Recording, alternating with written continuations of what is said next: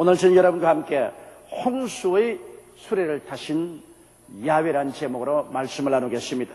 인류 문명은 교통수단의 발전과 함께 성장해 왔다고 해도 과언이 아닐 것입니다. 처음에는 두 발로 걷는 것이 전부였으나 그 다음은 짐승이 끄는 수레를 탔고 자전차를 탔고 자동차, 비행기 등으로 발전해 왔습니다. 그런데 오늘 읽은 성경에는 하나님께서는 이런 교통수단을 사용하지 아니하시고 홍수 때 홍수 위에 자정하셨다고 기록하고 있습니다. 즉 다시 말하면 홍수란 빨리 흐르는 큰 물인데 그 위에 앉으셔서 홍수를 수레로 삼고 하나님께서는 우리에게 다가오신다고 말씀을 하고 있는 것입니다. 영어 번역은 한국어보다 더욱 뚜렷이 이렇게 기록하고 있습니다. The Lord sit enthroned over the flood. 주님께서는 홍수 위에 보좌를 베풀고 그 위에 앉아서 홍수를 타고 오신다. 그렇게 말씀하고 있는 것입니다. 이 말씀은 우리들에게 무엇을 가르치기 위하여 이런 표현을 사용했을까요? 이 말씀이 우리에게 가르치는 깊은 의미가 있습니다. 첫째로 하나님께서는 홍수 때 홍수 위에 보좌를 배설하시고 그 위에 앉아서 타고 온다고 말씀하고 있는 것입니다. 홍수란 무슨 의미일까요? 홍수란 정상적인 평안하게 흐르는 강의 흐름이 아닙니다. 홍수란 급격한 폭우로 많은 물이 무섭게 넘쳐흐르는 것을 말합니다. 우리는 한강물이 평소에는 고요하고 잠잠하게 흐르는 것 보았지만 홍수 때는 요란한 소리를 내고 무섭게 지동치듯 흘러오는 것을 보는 것입니다. 여러분, 이것은 홍수의 경험이란 삶의 평안하고 정상적인 흐름이 아닙니다. 큰 시련과 환란이 우리의 삶에 덮쳐오는 것을 말하는 것입니다. 우리들은 일생을 살면서 크고 작은 홍수의 경험을 할 때가 많습니다. 기대하지 않게 큰 시험과 환란이 홍수처럼 우리에게 휘몰아쳐 와서 우리의 가진 것을 다 휩쓸어가는 그런 경험을 한 적이 한두 번이 아닌 것입니다. 이와 같은 홍수가 우리에게 휘몰아쳐 오면은 보통 사람들은 이 홍수를 바라보고 혼비백산합니다. 겁을 집어먹고 안절부절하고 어찌할 바를 모르는 것입니다. 평상심을 잃어버리고 당황하게 되고 좌절하고 홍수로 말미암아 모든 것이 파멸에 이르게 되는 사람들이 많이 있습니다. 그러나 예수를 믿는 사람들은 홍수를 바라볼 때 오늘 이 성경이 우리에게 계시해 주신 이 말씀을 쫓아서 바라봐야 되는 것입니다. 왜냐하면 홍수는 홍수 그 자체로만 오는 것이 아니라는 것입니다. 인생에 다가오는 시험과 환란의 홍수는 그 위에 하나님이 보좌를 배설하고 그 홍수를 타고 우리에게 다가오신다는 것을 알아야 되는 것입니다. 왜 하나님께서 그냥 우리에게 찾아오셔도 되는데 홍수를 타고 우리에게 오실까요? 왜 시험과 환란이란 홍수의 수레를 타고 하나님께서 우리에게 다가오실까요? 우리가 하나님을 잘 믿고 순종하며 주의 뜻대로 산다면 하나님께서 무엇 때문에 우리에게 홍수를 보내시고 그 홍수 위에 타시고 우리에게 다가오실 리가 있겠습니까? 그러나 여러분, 하나님께서 우리에게 홍수를 타고 오신 이유는 우리가 하나님을 저버리고 불순종하고 인본주의에 서서 제 마음대로 살기 때문에 인간을 깨우치고 깨뜨리고 변화시키기 위해서 하나님은 홍수를 타고 우리에게 다가오는 것입니다. 이러므로 우리들은 우리에게 시험과 환란과 고통이 다가올 때 그 시험과 환란과 고통만 바라보고 아우성을 치고 부르짖어서는 안 됩니다. 그 홍수 위에 좌정하시고 타고 오시는 하나님을 바라볼 줄 알아야 되는 것입니다.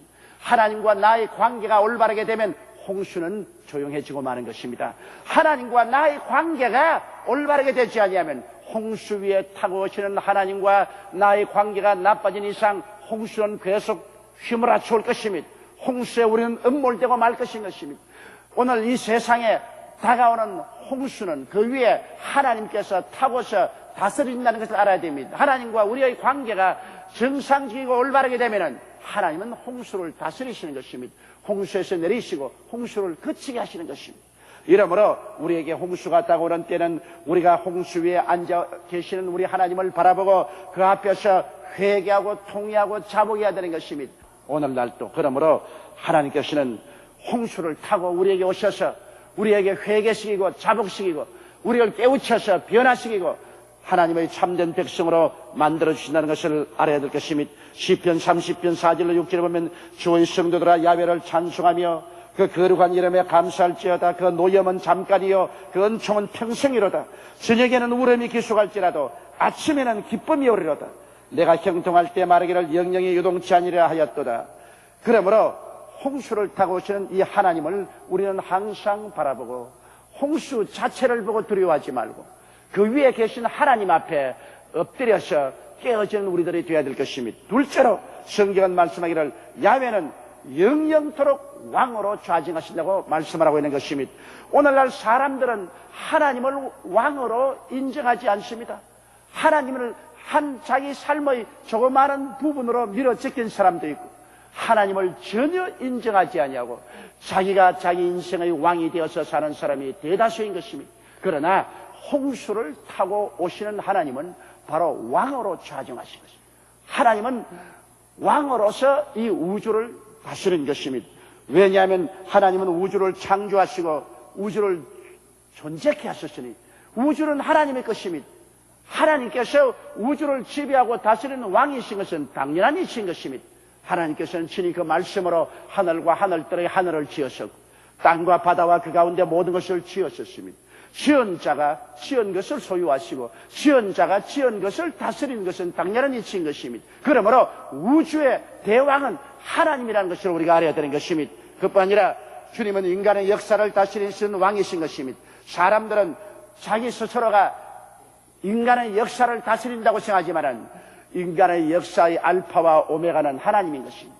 역사의 시작도 하나님이고 역사의 종말도 하나님이 결정하시는 것입니다. 이미 요한계시록에는 하나님이 이 역사를 종말 지으시고 새하늘과 새 땅과 새 예루살렘을 창조하시는 모습을 분명히 기록되어 있는 것입니다. 그러므로 역사는 바로 그 종말을 향해서 흘러들어가고 있는 것입니다. 오늘날 사람들은 생각하기를 역사를 자기 손아귀에 넣고 움직인 자고 생각합니다. 성경에 보면 느부갓네살 왕이 한 번은 자기가 자기의 도성 위에 서서 도성을 바라보고 자랑스럽게 생각하는 것입니다. 그는 말했었습니다. 나의 왕이 이 바벨론을 내 능력과 권세로 건설하여 나의 도성을 삼고 이것으로 내 위엄의 영광을 나타낸 것이 아니냐. 그럴 때 갑자기 하늘에서 음성이 들려왔습니다.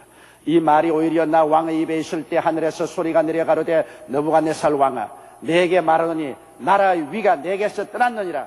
내가 사람에게서 쫓겨나서 들짐승과 함께 거하며 소처럼 풀을 먹을 것이요 이와 같이 7대를 지내서 지극히 높으신 자가 인간 나라를 다스리며 자기의 뜻대로 그것을 누구에게 주든지 주시는 줄을 알기까지 이르리라.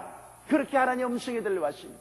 느부갓네살 왕이 그 당시에 천하를 호령하면서 그 영화가 극치에 이르렀으나 교만하고 자만해서 자기의 힘으로 자기의 위엄과 권세로 나라를 세웠다고 할 때 하나님께서 그를 정신병자가 되게 해서 7년 동안 들에서 짐승들과 함께 풀을 먹고 이슬을 맞고 살다가 회개하고 자복하자 하나님께서 그 위를 다시 북부시게 해주었습니다.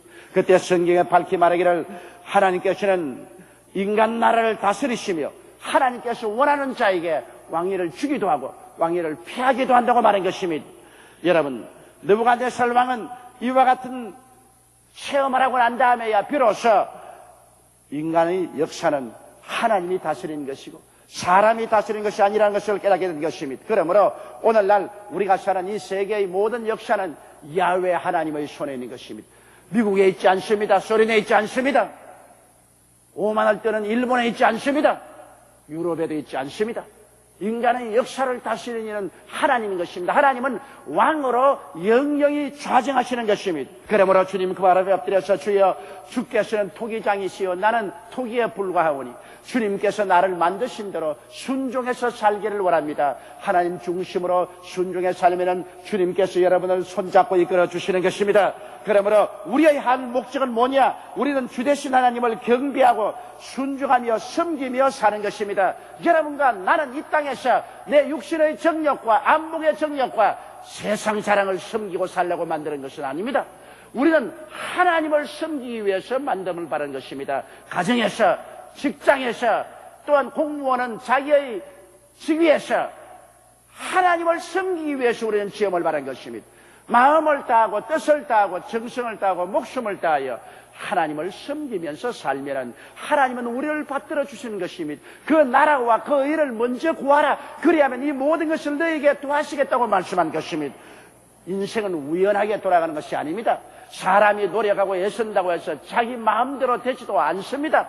여러분, 인간은 하나님의 섭리로 운명 지어진 것입니다. 그러므로 하나님을 떠나서 인생을 살겠다고 하는 사람은 너무나 어리석은 사람이요 주먹으로 바위를 쳐다가 박살이 나는 사람인 것입니다. 이러한 사람은 전국적으로 하나님께 버림을 받아 영원히 불과 여왕으로 타는 못에 쓰레기 더미 같이 되어 던짐을 받고야 말 것인 것입니다.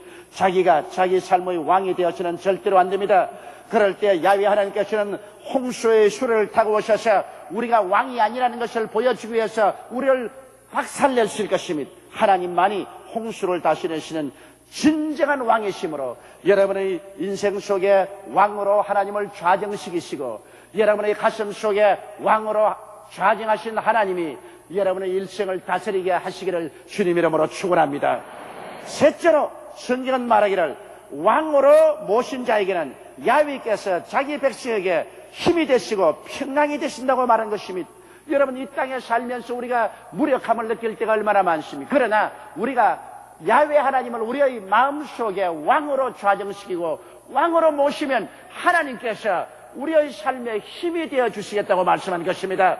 우리가 힘이 없고 능력이 없어 쓰러질 때가 많은데 우리에게 하나님이 힘이 되어 주시니 이 얼마나 놀랍고 감사합니까?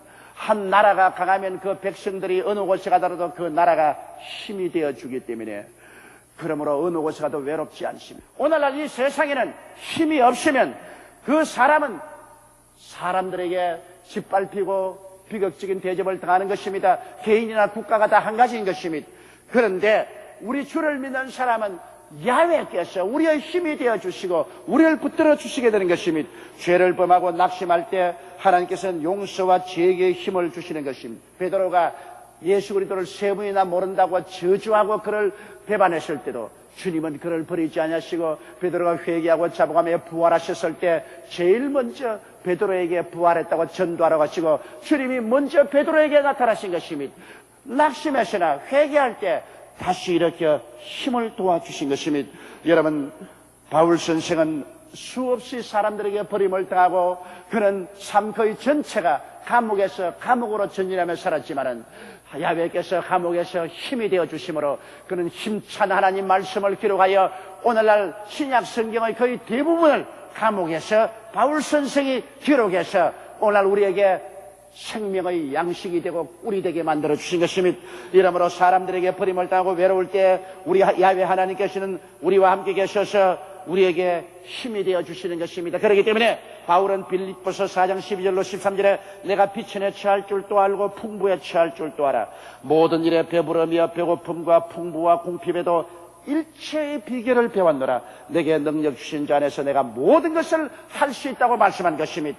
우리 주님께서는 우리 속에서 우리의 힘이 되셔서 어떠한 처지에도 적응할 수 있도록 우리를 도와주시는 것입니다. 우리가 생활에 실패하고 절망할 때가 얼마나 많습니까? 그래서 사랑하는 형제 친구들도 다 떠나고 나 혼자 이 세상에 버림받았다고 생각할 때도 야훼 하나님은 우리에게서 힘이 되어 주셔서 다시 재기에서 일어날 수 있게 만들어주는 것입니다. 삶의 위기에 처할 때 모든 천지가 다 나를 음습에 들어올 때 그러나 천지를 지으시고 만유보다 크신 하나님께서 나와 같이 계셔서 삶의 힘이 되어주시는 것입니다. 이러므로 야훼 하나님께서는 오늘날도 여러분과 나의 힘이 되시기 위해서 수고하고 무거운 짐진 자들은 다 내게로 오라. 내가 너희를 쉬게 하겠다고 말씀하시는 것입니다. 우리 속에 왕으로 하나님을 모셔드리면 하나님은 우리의 삶에 힘이 되어주시는 것입니다. 그뿐 아니라 야훼 하나님은 우리에게 평강을 주시겠다고 말씀하는 것입니다. 하나님은 야훼 샬롬 평강의 하나님입니다. 하나님이 우리에게 왕으로 임재하여 계시면 우리의 마음속에 평강이 넘칩니다. 빌립보서 4장 6절로 8절에 아무것도 염려하지 말고 오직 모든 일에 기도와 간구로 너희 구할 것을 감사함으로 하나님께 아뢰라. 그리하면 모든 지각에 뛰어난 하나님의 평강이 그리스도 예수 안에서 너희 마음과 생각을 지키시라고 말씀한 것입니다. 이승만 대통령 시대에 무임소 장관을 했던 고 박영수 씨의 간증한 저의 신금을 늘 울리곤 합니다. 6.25 사변이 일어날 때 그런 피난을 못하고 서울에 남았습니다. 공산당들이 서울을 점령했을 때 그는 한 평범한 장사꾼으로 자기를 치장하고 머리에 바구니를 이고 집신을 신고 험한 옷을 입고 한강을 건너서 그런 남쪽으로 도망을 쳤었습니다. 그러다가 천안에서 공산당에게 잡혔습니다. 그는 모진 고문을 당하고 밤새도록 취조를 당한 결과에 무임소 장관이라는 것이 나타났습니다. 그는 아직까지도 젊은 여성이었습니다. 그런데 그가 장사꾼이라니까 당신이 장사를 했으면 손이 이렇게 부드러울 수가 있느냐?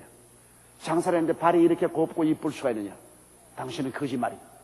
그래서 추궁을 한 결과로 그는 무임소 장관인 것을 발각이 되고 신속히 인민재판을 받아 사형선고를 받고 추운 겨울날 그는 뒤에서 총불을 겨누는 괴뢰군에게 밀리면서 사형장으로 끌려가셨습니다. 아침에 찬 공기에 햇빛이 비춰왔었습니다. 그는 인민군이 총 끝으로서 그를 밀어제끼는데 그 밀리면서 그는 천안의 어느 산골짜기 산 밑으로 향해서 가고 있습니다. 그럴 때 그의 생애 속에 일생을 살아온 것이 두루마리처럼 펼쳐지더랍니다. 그는 교회 형식적으로 감리교회에 나갔지만은 그저 교회 가는 것이 좋다고 해서 나갔지 예수 그리스도를 구주로 모시지 않았습니다. 평생을 교회에 나갔으나 예수를 몰랐습니다. 죽음을 향해서 걸어가는 그 마당에 그는 일생의 독립운동도 했고 국회의원도 했고 무임소 장관도 했지만은 일생을 살아온 모든 것이 하나도 의미가 없더란 것입니다. 다 헛되고 헛되며 헛되고 헛된 짓만 하고 이제는 죽음을 향해서 걸어가는 그에게 모든 것은 무주공산처럼 되었다는 것입니다. 그럴 때 그는 비로소 부르짖었습니다. 그런 사형장으로 끌려가면서 하나님 아버지여 나는 일생을 하나님 없이 살았습니다. 일생을 세상만 위해서 살았습니다. 나는 교회에 왔지만은 예수를 몰랐습니다. 오늘 내가 죄를 회개하고 자복합니다. 죽음을 향해서 걸어가는 이 마당에 예수를 구주로 모시더니 예수님 나를 구원하여 주시옵소서. 그래가면서 기도를 했는데 갑자기 그 영혼 속에 태양보다 더 밝은 빛이 비쳐 들어오면서 그 마음이 불안과 공포가 순식간에 눈 녹듯이 사라지고 평강이 그 마음을 점령하는데 뱃속 밑까지 평안하다는 것입니다. 죽음을 향해서 걸어가는 발길이 그렇게 평안하고 좋을 수가 없어. 그런 목청이 터지라고 내 주를 가까이 하려 하면 십자가 짐 같은 고생이나 부르니까 뒤에 있는 인민군이 총끝으로 그를 허리를 콱 찌르면서 잠잠해라! 그러기에 죽으러 가는 이 마당에 내가 당신 명령에 순종하겠는가? 나는 이래도 죽고 저래도 죽을 사람이니 나는 나 사랑하는 예수님을 찬양할 수밖에 없다고 그냥 소리 높여 찬송을 불렀어. 그래서 산 밑에 가니까 벌써 구덩이를 파놓았어. 구덩이 앞에 손을 묶고서 세워놓고 인민군이 하는 말이 너 마지막 하고 싶은 말이 있으면 한마디 하라. 그래서 내 마지막 기도를 한번 하고 싶다. 그런데 어찌나 마음이 평안하고 좋던지 죽음에 대한 두려움이 하나도 없더랍니다. 이래서 일평생 돌봐주신 하나님께 감사하고 십자가에 못 박여 몸을 찢고 피를 흘려주신 예수 그리스도 구원해 주시고 이제 곧 천당에 영접해 주실 예수님께 감사하고 난 다음에 그 다음 자기의 뒤에서 총불을 겨누고 있는 인민군을 위해서 기도를 했어요. 하나님 저 청년도 나를 자기가 원해서 죽일 리가 있겠습니까? 그는 군대에 끌려와서 조직사회에서 어찌할 수 없이 명령을 받아서 나를 죽이게 되는 것이니 살인죄를 용서해주고 저 영혼을 구원하사 예수를 믿고 함께 천당에 가게 하여 달라고 간절히 기도하고 난 다음 그 다음에 청년 이제 쏘시오. 그러니까 총을 안 쏘더랍니다. 빨리 쏘시오. 그러니까 훌쩍 울면서 당신이 날 울렸잖아 그러더랍니다. 그 울지 말고 빨리 총을 쏘시오 하니까 나는 인민군으로 부름을 받기 전에 우리 집안이 다 예수 믿는 집안입니다. 우리 어머니가 교회 권사요. 우리 어머니가 밤낮으로 기도하는 것이 오늘 꼭 당신이 기도하는 것처럼 그렇게 기도를 했어. 우리 어머니 생각이 나서 나 당신을 총으로 쏠 수가 없어. 안대를 끌어더니만 묶은 줄을 풀더랍니다. 내가 지금 하늘을 향해서 총을 불이 갈길 테니까 당신 빨리 달아나시오. 난 당신을 쏠 수가 없어. 그래서 그는 십신짝을 손에 들고 죽으라고 달려 도망을 치는데 이 청년은 하늘을 향하여 따발총을 내리 후에 갈기고 그리고 그 빈 무덤을 흙으로 채우고서 돌아가셨습니다. 그 박연숙 씨는 그 이후로 다시 수복이 되어서 국회의원으로 국회에 들어오고 난 다음 처음으로 국회 조찬 기도회를 설립하고 대통령 조찬 기도회를 그분이 만들었었습니다. 그간 나를 자기 집으로 초청해서 그 이야기를 했었습니다. 그러한 말이 제가 일생이 정치가로 살았고 정치적인 모든 영화를 다 누렸지만은 죽음 앞에 서게 될 때 헛되고 헛되며 헛되고 자기가 이제 정치가로서 남은 여생을 사는 것은 어찌하든지 대통령이나 정치인들을 다 예수께로 인도하고 예수님을 전도하기 위해서 그렇게 한다고 그 말을 제가 들은 적이 있습니다. 그때 그가 하는 말이 예수께서 가슴 속에 들어왔을 때 죽음을 향해 가는 그 발걸음이 그렇게도 평안하고 좋을 수가 없더라. 그렇게도 평안하더라. 야훼 하나님이 우리에게 평강을 주지 아니하시면 그런 평강은 우리가 얻을 수가 없는 것입니다. 다 같이 고개 숙여 기도드리겠습니다. 전능하시고 거룩하신 하나님 우리 아버지, 우리 하나님께서 왕으로 섬김을 받지 못하고 왕으로 경배를 받지 못하고 계심을 너무나 안타깝게 생각합니다. 많은 성도들이 하나님을 주여 주여 하지만은 하나님을 왕으로 섬기지 않고 왕으로 대접하지 않고 있사옵니다. 야훼 하나님이여, 그러기 때문에 하나님께서 홍수에 자정하셔서 우리에게 다가오시지 않습니까? 홍수를 만나 고난과 환난 속에 깨어지고 흐트러지고 그때야 비로소 하나님을 왕으로 모시게 된 사람이 얼마나 많습니까? 야훼 하나님이여, 하나님은 영원한 만물의 왕이시오, 역사의 왕이시오, 우리 삶의 왕이시오니 오늘 하나님 만왕의 왕 만주의 주 앞에 무릎을 꿇고 회개하고 자복하고 하나님을 우리의 생애 속에 왕으로 모시고 경배하고 섬기며 사는 우리들이 되게 도와주시옵소서. 하나님의 아들 예수 그리스도를 구주로 모시고 우리가 하나님을 왕으로 모시고 살게 될 때 하나님께서 우리 삶의 힘이 되어 주시옵소서. 하나님께서 우리 삶의 평화가 되어 주시고 금세 안심